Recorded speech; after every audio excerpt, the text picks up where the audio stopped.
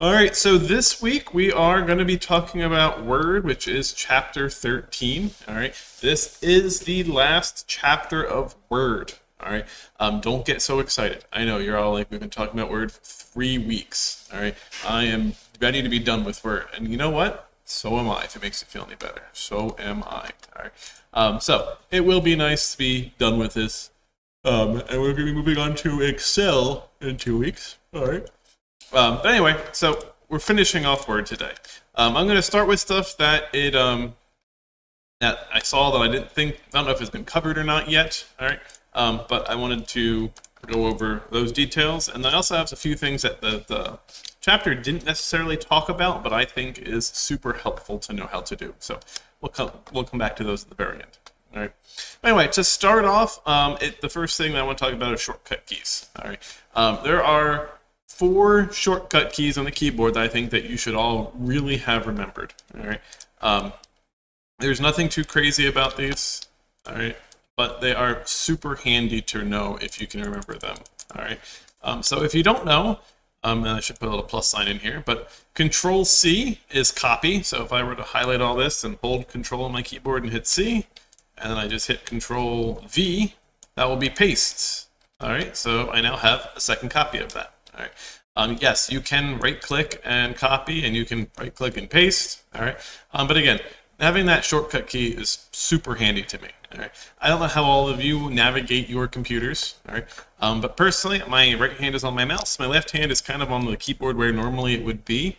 So having control, like my left pinky is kind of on control, and my other fingers just kind of end up resting on that bottom row normally. So it's very easy to be able to do that Control C shortcuts and things like that. So I would highly suggest that you just kind of learn these. So Control C is copy, Control X is cut. So if I would actually highlight this and hit Control X, you see it disappears. But that doesn't allow me to Control V to paste it back. All right. And then the last one I have on here is Control A. All right. That is select all. All right. So it will select the entire document. And again, this can be very helpful, even if you're in a web browser or something like that. If you're in a random little field or something, Control A is another good one. Another helpful one is Control F. All right, that is find. So if I do Control F right now, the find window pops up on the right-hand side here. If I would do it in, a website or whatever, let me go to my news feed.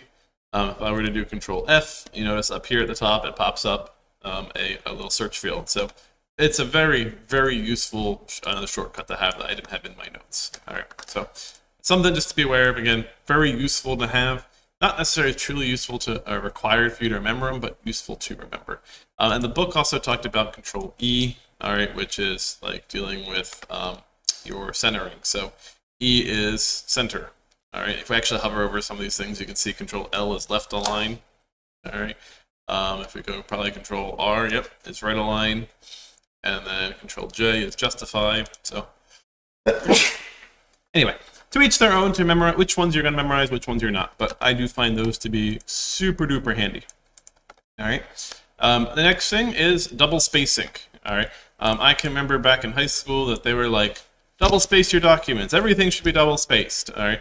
And as a student, you're like, yay, double spacing. It made it so much, takes up so much more space. So instead of having to write a 10-page paper, you really end up like a 5-page paper. So we were all really excited about it. All right. So anyway, on the paragraph tab, just to the right of this justification is our spacing, line and paragraph spacing. So you can see that we've got 2.0 would be double spacing. And look how much extra space that puts between the things. All right. So some say it makes the paper easier to read. I don't really know if that's true, but it's a very useful thing to know how to do to be able to separate things out like that. All right. Now, we have gone over footers, all right, because you guys have been putting footers in your documents basically this whole time. All right. So if we go to the Insert tab, we have header and footer, so you can pick one. So we can feel like, let's do a header this time. We haven't really done a header. And I'm going to do edit header just to make it kind of completely custom. All right, and remember that does bring up the special header tab at the very top here. All right, and we have headers, so you can get some organization stuff going on.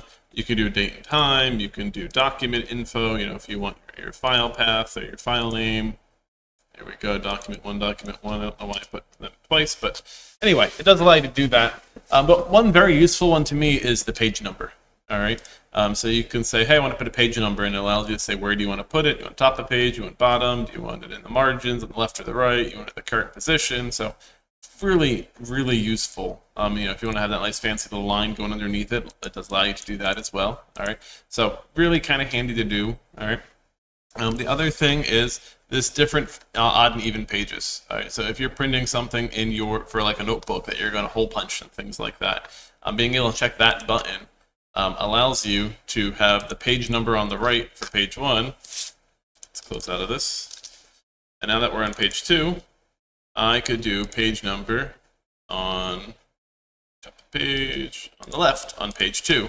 And now as I continue through this document, you'll see that it alternates back and forth. So kind of a nice helpful thing that might be able to work helpful for you. All right. You may not find it useful at all, but it's just something that, it makes those little bit things a little bit nicer when you're trying to figure out how to make something look really good.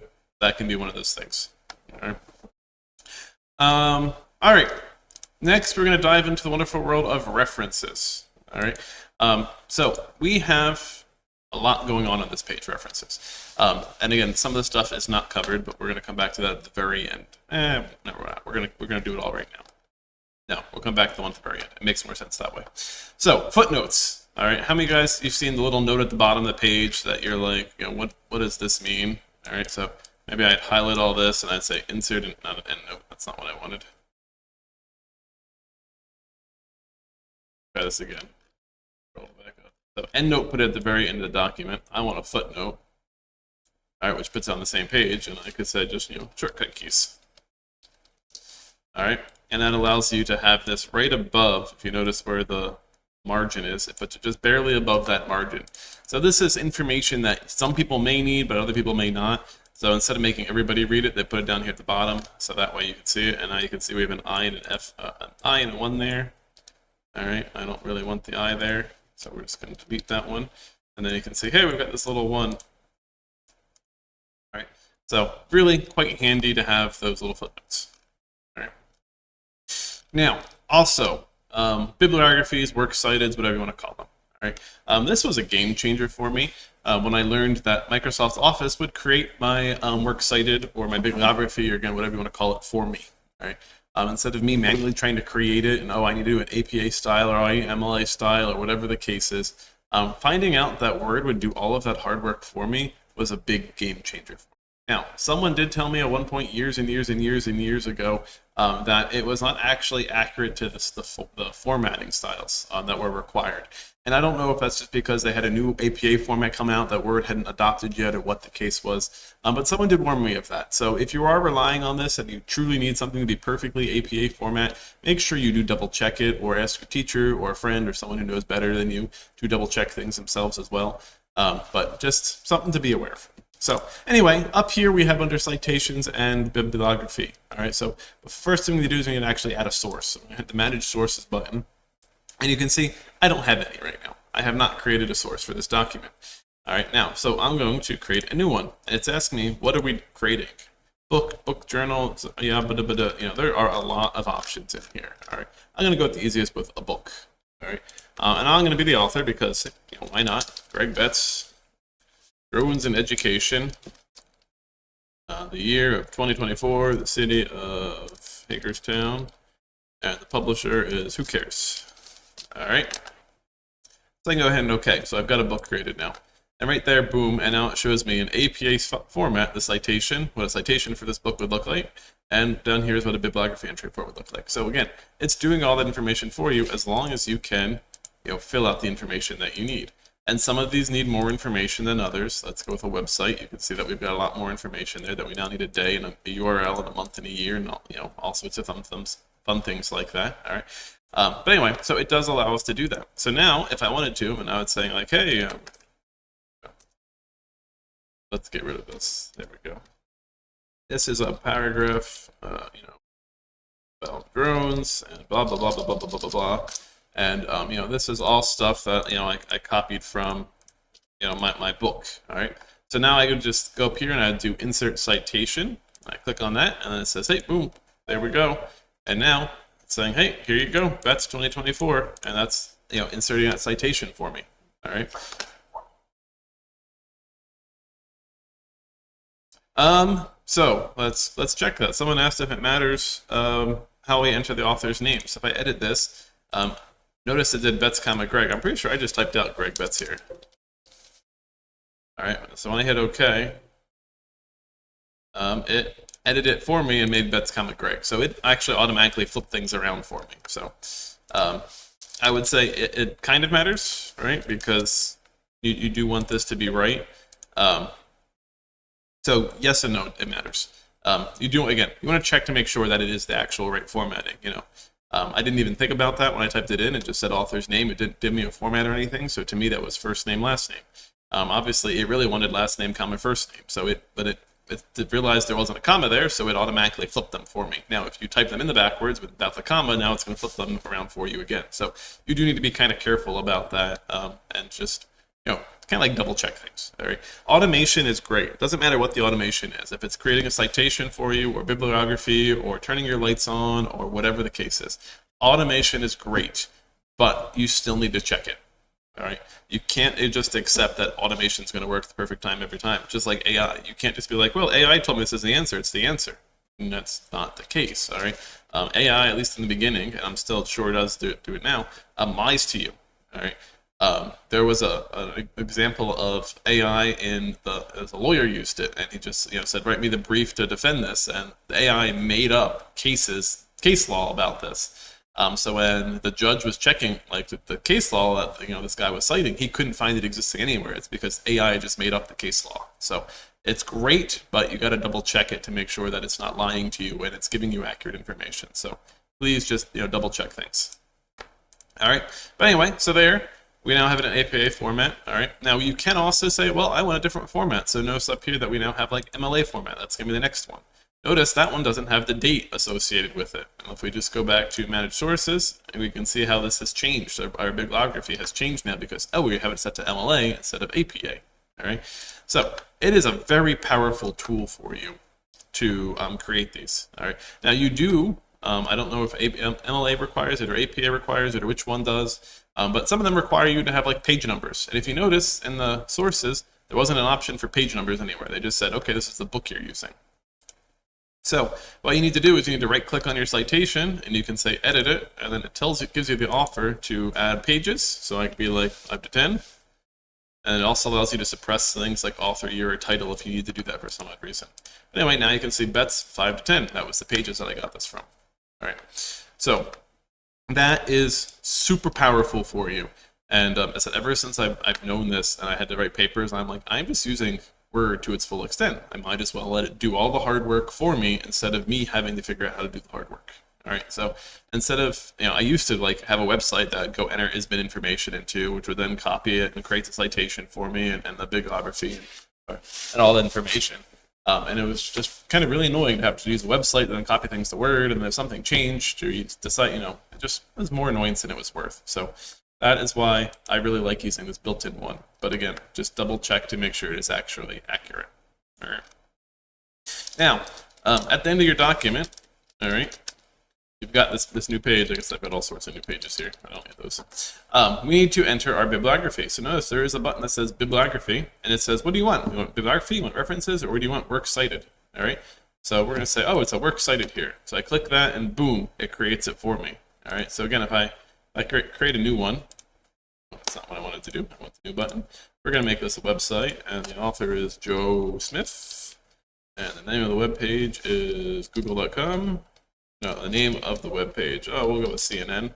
Year of 2024, and the month of January, and the day of 15th.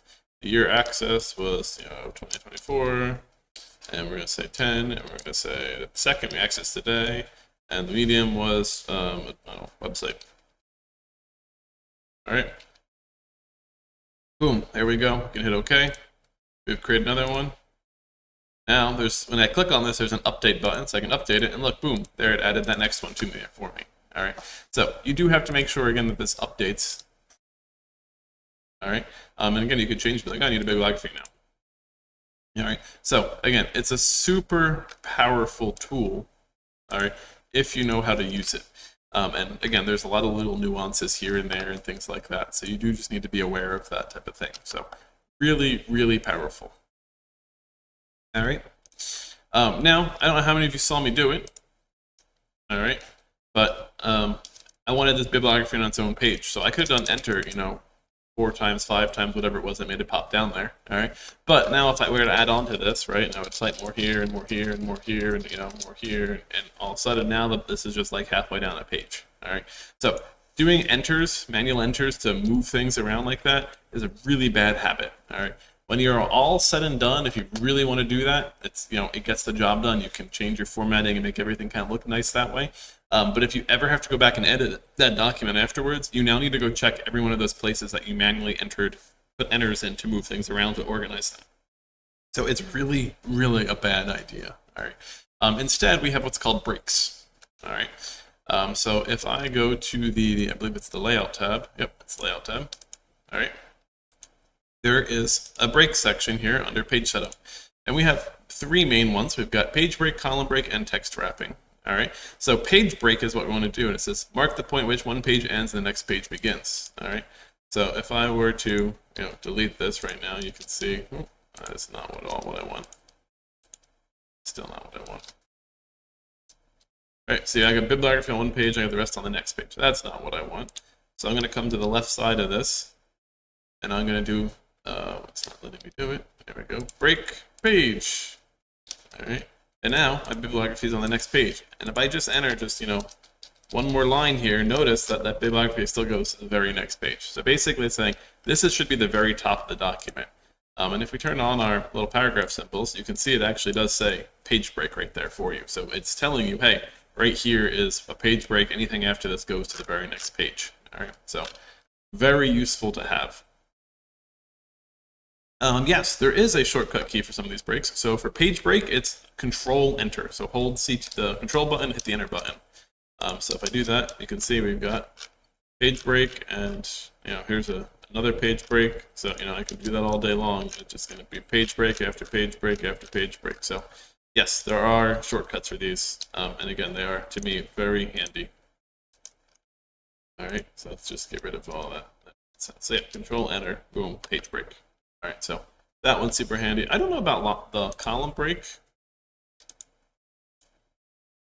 Just hover over it. Oh, not going to give me an option there. Not giving me the little pop-up, so I don't know if there is one for the column. All right. Now the column one, again, that can be super handy. All right. If you did start typing information in, and you did it under you said columns, and I want 2 columns here. All right, notice that everything is now on 2 columns. Well, I only wanted 2 columns for a part of this thing. Maybe I only wanted 2 columns for this. All right, so I could put a column break in here. So let's do the column break. All right, and it says like, oh, here's the bottom 1 column. And then maybe we just do another column break there.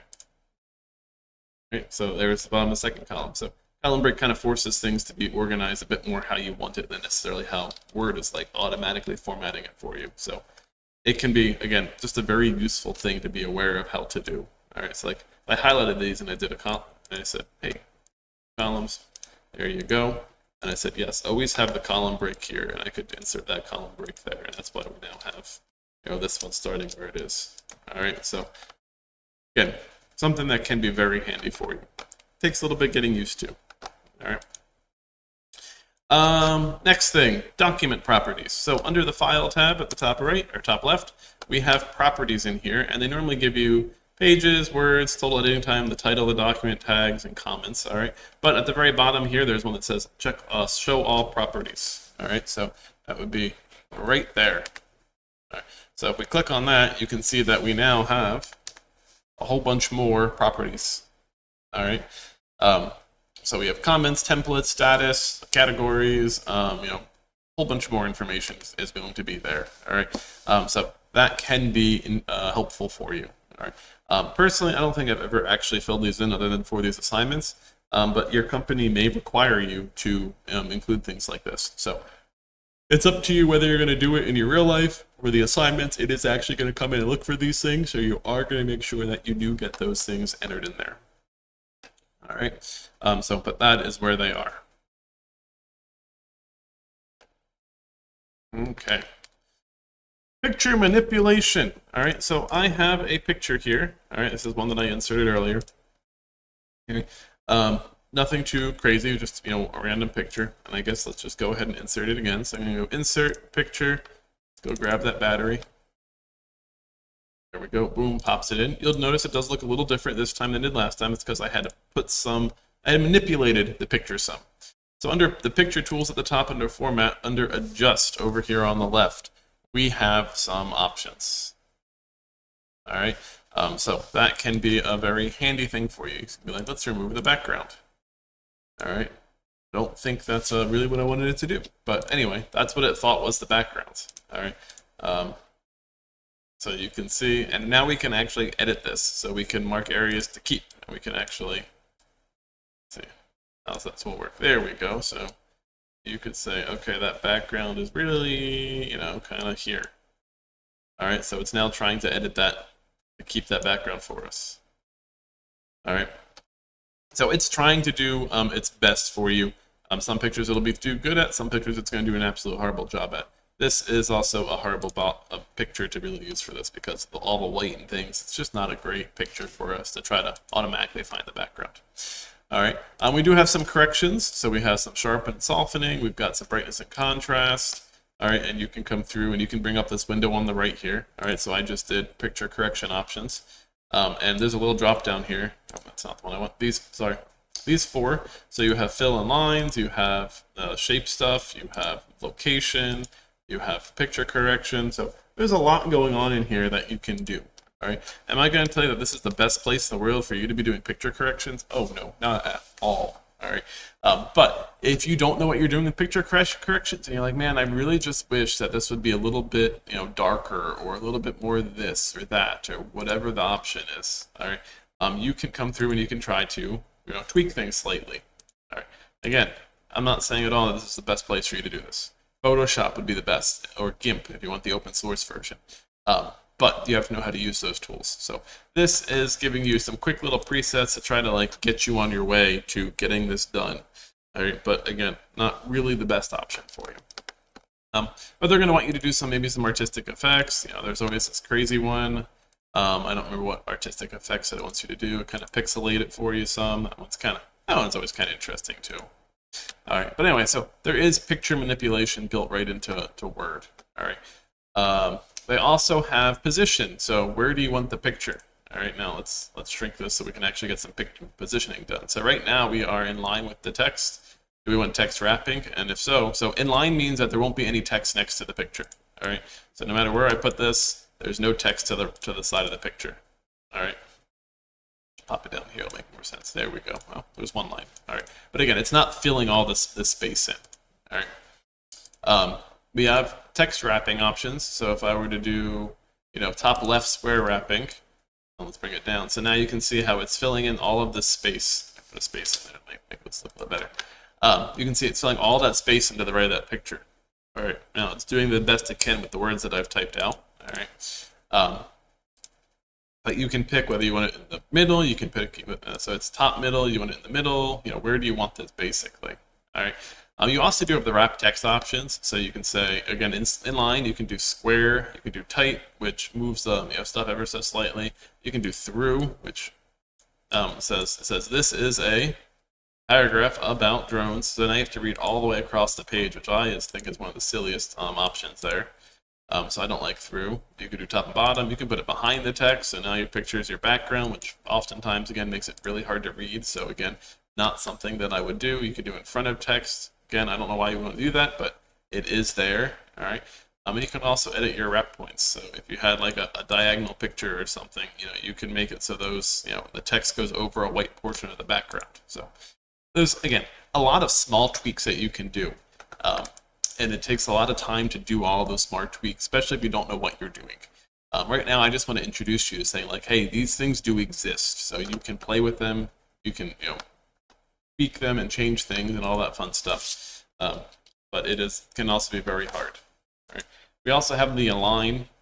All right, so if I actually select both of these, and I think if I do align left, you can see how the left side of this picture is aligned. So let's shrink one of these. I'll make it a bit more. We'll grow one down. There we go.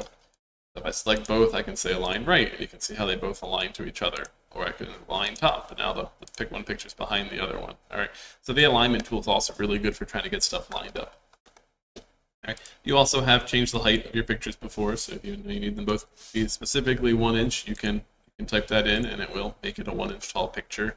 It also crop things. All right. So a lot of picture manipulation here. Not the best picture manipulation, but it is picture manipulation. All right. Picture alignment, we hit that one. Font dialog box. Oh, all right. So if we highlight all, again, my font here, and we go ahead and click the little dialog box option, it pops up. All right. I don't know if we've actually come in here before, but we have a lot of options right there at the top of that screen. Where I clicked on that dialog box in the font section, right here. All right. There are a lot of options in there. You can change the font, you can change the size, you can bold it, italicize, underline, strike through, subscripts,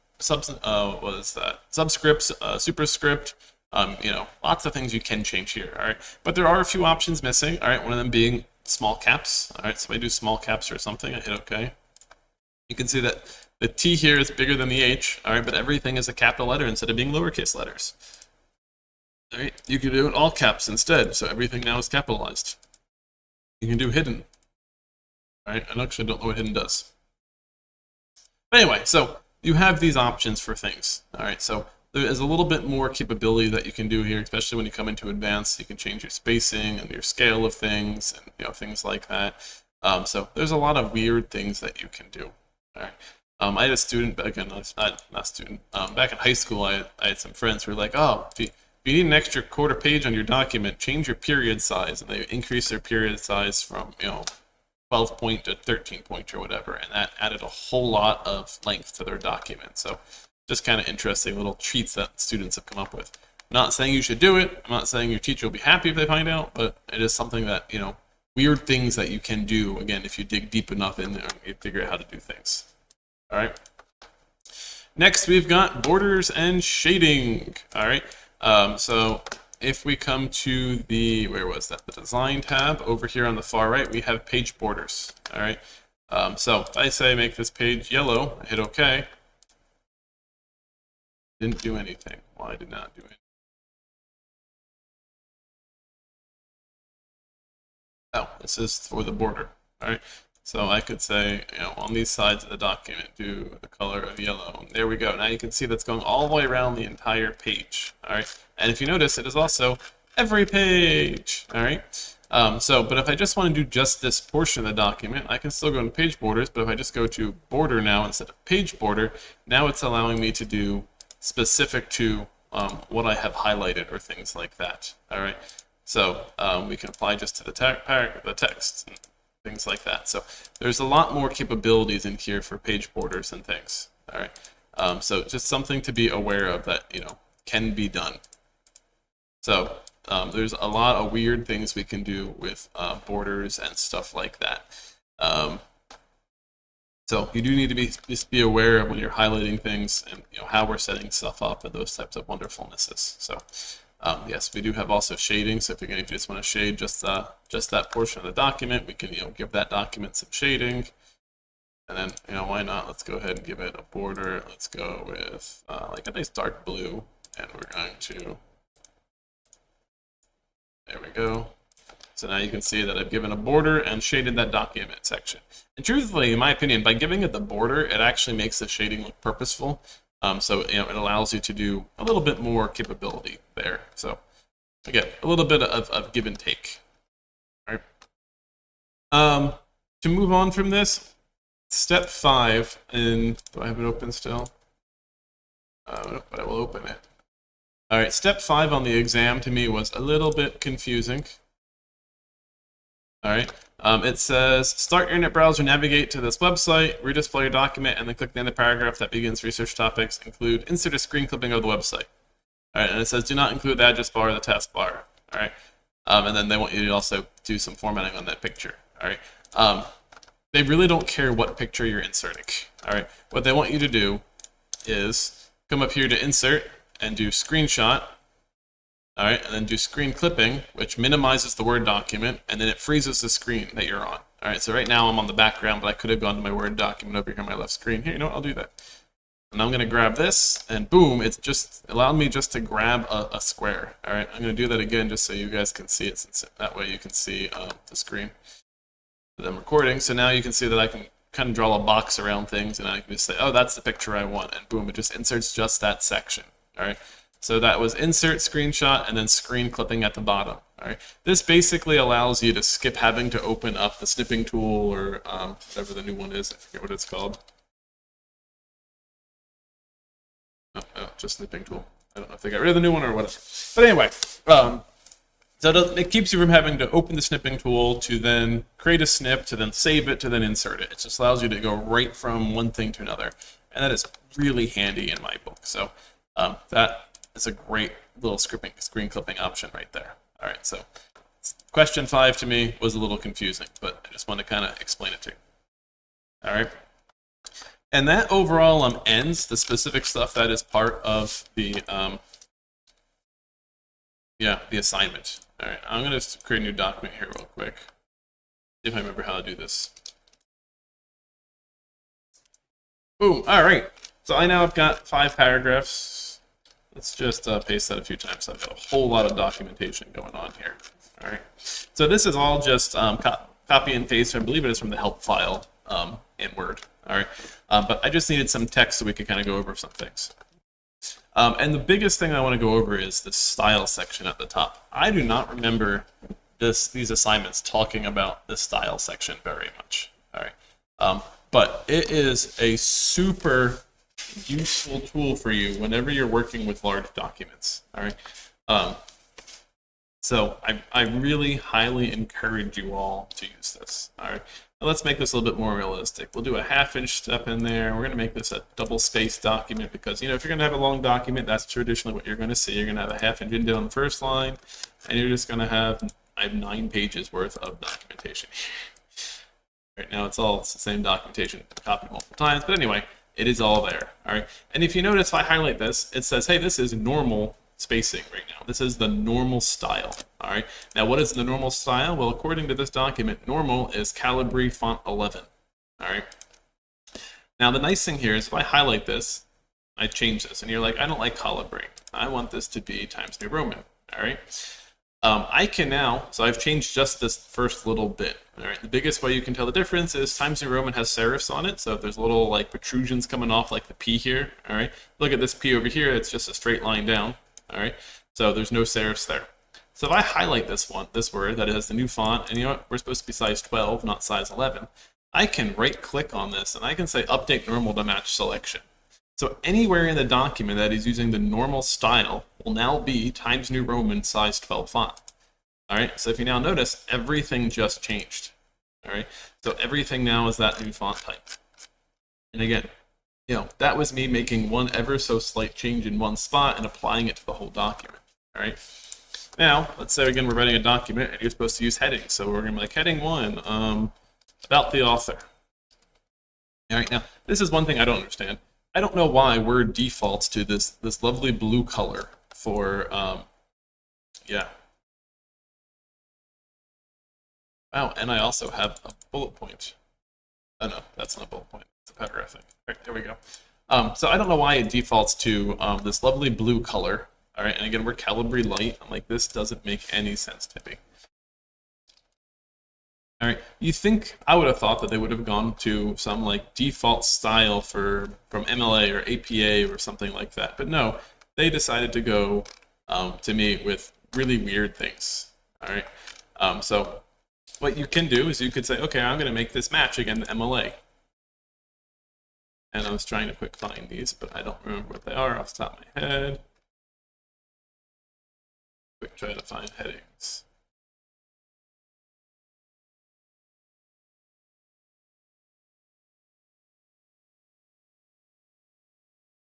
All right, anyway, MLA, is that MLA? Yeah, what about APA headings? APA headings, I think. Specific style. Yeah, here we go. All right, so for APA, you were supposed to, for level 1, do center, bold, title case. All right. So that would be level 1. And then level 2, go level 2 here. Make that a heading 2. All right. That one is flush left, bold, and again, title case is left. And then level 3, that's not what I want. I want to go down. Level 3, make that level 3. And that is supposed to be flush left, bold, italics. All right. So it allows you to change these things. All right. Now, again, I don't want this blue. I want this to be black. So I'm going to go ahead and make it back to black. All right. And I'm going to stick with Times New Roman. It doesn't give me a font size. So I don't know if this is supposed to be same size as the rest of the document or not. All right. I'm going to guess it will be. So we'll just make that 12. So now I can right click and I can say update heading 1 to match selection. I'm going to do the same thing. We're going to make this black. We're going to make this Times New Roman. We're going to make it 12. I'm going to update that to match. And we're going to do the same thing with level 3. And update that to match. All right. Now the nice thing here is also, if you haven't noticed this already, on the left-hand side here I have a navigation pane open. If you don't have that open, if you do view, there is a checkbox for the navigation pane right here under show, which allows it to bring up. And now it's showing me where all these different headings are. All right. So if I do about the author, let's just move level 2. We'll put it, like here. There we go. And let's go ahead and grab level 3, and we can put that one, here. All right. I can now come down here and say, oh, here's a level. Here's a new level 2. So another level 2. I can highlight that, and I can just quick apply my heading 2 style to it, and notice how it pops right up there. So these allow me to jump to these different sections. All right. So, and I could, let's go with, L, he got into drones. There you go. That L will be a new level 1. All right. Now also, I didn't realize this, but we have an indent here, so we're going to get rid of that. Now, I have it here. I don't have it here now, right? If I go back to level 1 here, I do have that indent. So if I come back down here, let's select this, let's update this to match. Come back up to level 1 now, you'll notice that indentation is gone. All right. So it changed this everywhere in that document, just like we changed it for the normal. All right. So if I did want this to be red, for whatever reason, update this to match. And now when I go here, now it's red. All right. So if you've written long papers before and you've just manually typed your headings in and formatted them correctly, it's a real pain in the butt to go back and change all those because you've screwed up the MLA formatting or the APA formatting because your teacher's like, oh no, it needs to be size 12 font, or oh no, you didn't bold it, or whatever the case is. When you have a 20-page document, trying to go through and find all those things by hand just stinks. All right. So using these is super helpful for you. All right. The other benefit to using those, if we come back up to the top, we're going to do a page break here. Control Enter, right? The page break in. And if we go back to that references, there's the option for a table of contents. So when I click on that, I can pick which one I want, and I'm going to go with this one. And boom, oh, I need a page break again. I don't know why I put it underneath the page break instead of on top of it, but that's okay. There we go. So here it created that table of contents for me. All right, based off all those headers that I created. So again, I didn't have to manually do this. And if I would go through and say, oh, this is, let's go back to the very top again. Here you can see that, it's got our page numbers on it, 2, 3, 3, 4, 5. All right. So if I do come down here and I move one of those, click this one, jumps to it.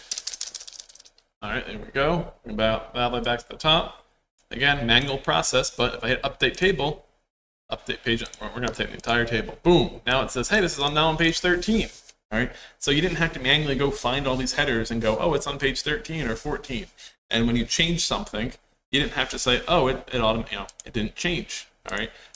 So you didn't have to go back and find something because you tweaked it or you added a paragraph, which changed every location of everything else. All right. So it is a super powerful tool to use those headings and styles and things for yourself to allow you to create bibliographies and stuff. So you want to find a specific word that appears multiple times throughout the document. I simply wanted to highlight / select them. How would I do that? So finding them is easy. That would be the Control F option. Okay? And we could say I am looking for the. All right.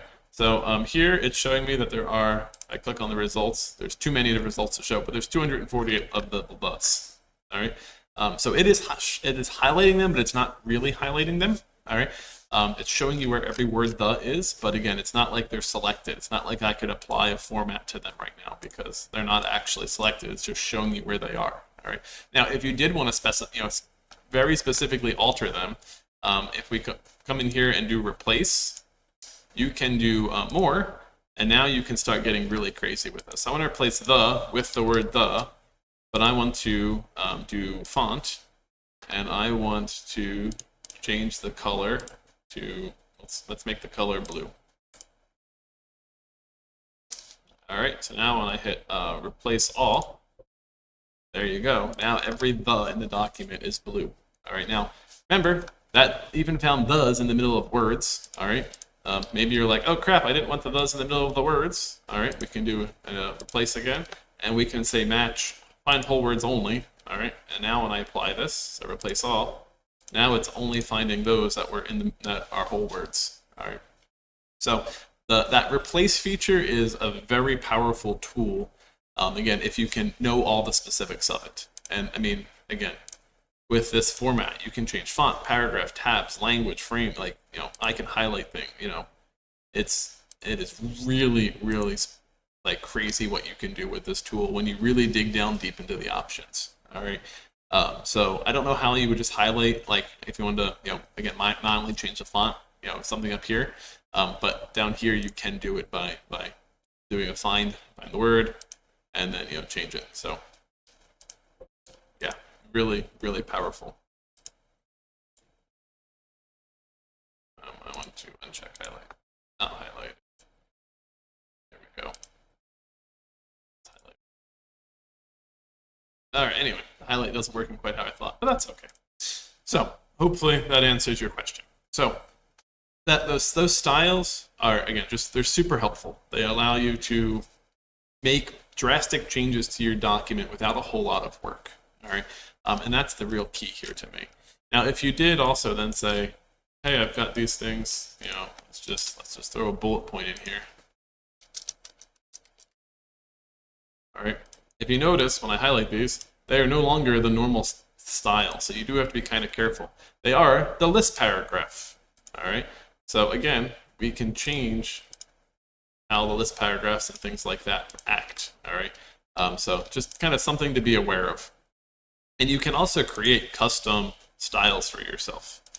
All right, so you could, I think it's this button, you can say create a new style, and you can call it a name, a style, what it's based on, so basing on list paragraph or normal or whatever the case is. So it allows you to tweak things kind of to your heart's content. All right, I don't think I've made my own styles really for anything. I normally just use the heading ones. Those are kind of my big ones because those are the things that are repeating constantly throughout my document. So that's my suggestion for you. So anyway, that is what I'm going to call is like the big things that I've got for you. If you have any questions, let me know.